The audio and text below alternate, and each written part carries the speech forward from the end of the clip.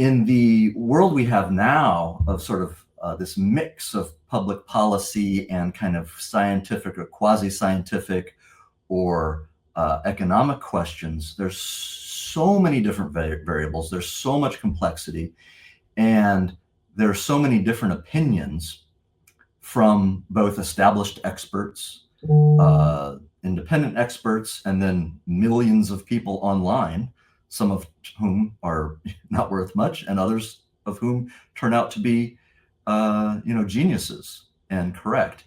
And so, how do you wade through this environment and promote the truth to bubble up to the top? How do you reward people and ideas, who got things right more often than not, and how do you demote so-called experts who keep getting things wrong? And so right now we've got this sort of informal just jumble of all kinds of people, tweeting and blogging and podcasting and video casting and writing scientific journal articles and writing op-eds and all these things. And all those things are fantastic. And I think we need more and more and more of that. But what are the filtering mechanisms so that the truth rises to the top, so that the people who are incisive, correct, honest tend to get promoted, and others not so? And I think over the last 10 years, actually, climate's a good example. I think stretching back 35 years, this was sort of the precursor to the information suppression of COVID, right? So for the last 35 years, when the sort of climate debate began, they were very prescient in that they really captured the key information institutions. So the, geological and atmospheric scientific journals, the physics journals, and they made sure that certain voices like Richard Lindzen of MIT or Will Happer of Princeton and a bunch of other, amazingly smart, accomplished, credentialed people who had different views were shut out for literally decades. And this was before the internet was so powerful. And so they did it through, banishing them through legacy media and the scientific journals and so forth.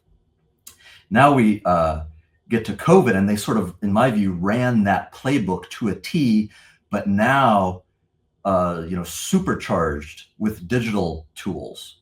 So de-boosting people on social media, de-boosting people on search ranks, preventing them from,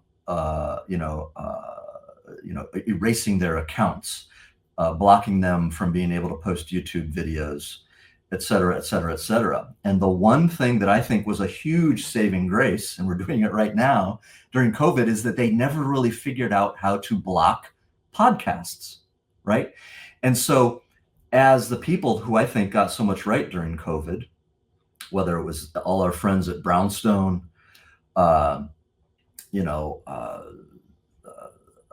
Robert Malone, Ryan Cole, Bret Weinstein, and a bunch of other friends, they got the word out through podcasts. And what were they doing a lot on these podcasts? They were reading, published peer-reviewed papers that weren't being covered in the mainstream media.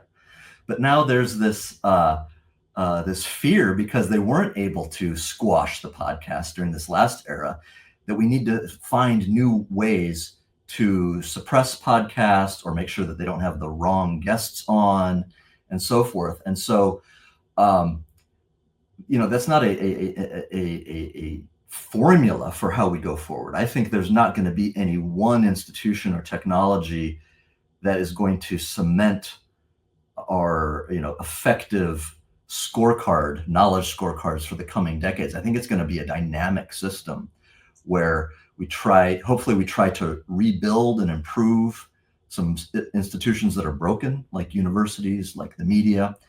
Mm-hmm. Hopefully we will build brand new institutions, whether it is new think tanks, new universities, new podcast networks, little things like community notes on X, right? Yeah.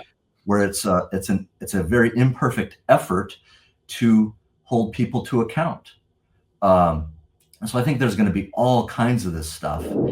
If you like this video, Check out the full interview. Also, don't forget to hit the like button, subscribe, and click the bell icon so you get notified every time a new video is uploaded. Thanks for watching.